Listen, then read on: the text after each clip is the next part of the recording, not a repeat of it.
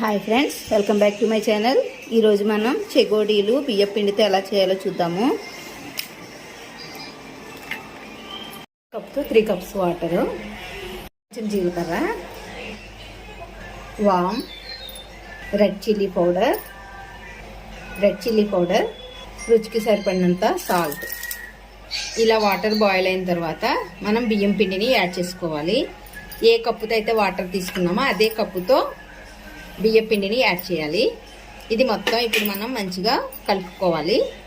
ఉండలు కట్టకుండా stove off చేసుకోవాలి. ఇలా కలుపుకున్న తర్వాత కొంచెం వేడి తగ్గేంత వరకు మూత పెట్టి ఇలానే ఉంచుకుందాము. పిండి గోరువెచ్చగా ఉండగా మనం ఉండ చేసుకోవాలి. చల్లగా అయిన తర్వాత అంటే గోరువెచ్చగా అయిన తర్వాత ఇలా పిండి ముద్దను రెడీ చేసుకోవాలి.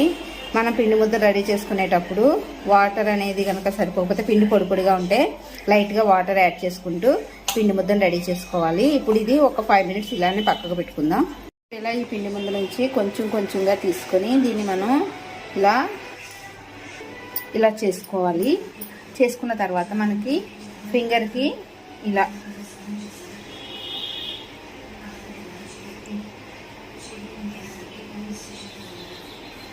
ఇలా సెగోడీలుగా చేసుకోవాలి. ఒక్కొక్కటిగా చేసుకొని మనం రెడీ చేసుకోవాలి.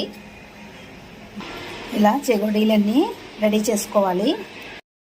ఆయిల్ మరిగిన తర్వాత ఒక్కొక్కటిగా చెగోడీలను ఇందులో వేసుకోవాలి.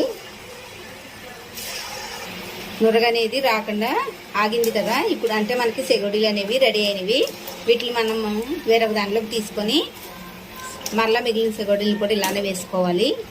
చూసారు కదా ఫ్రెండ్స్, క్రిస్పీ సెగోడీలు అనేవి రెడీ అయిపోయినాయి. మీకు కూడా నచ్చినట్లయితే ట్రై చేయండి. చాలా టేస్టీగా మంచిగా వస్తాయి.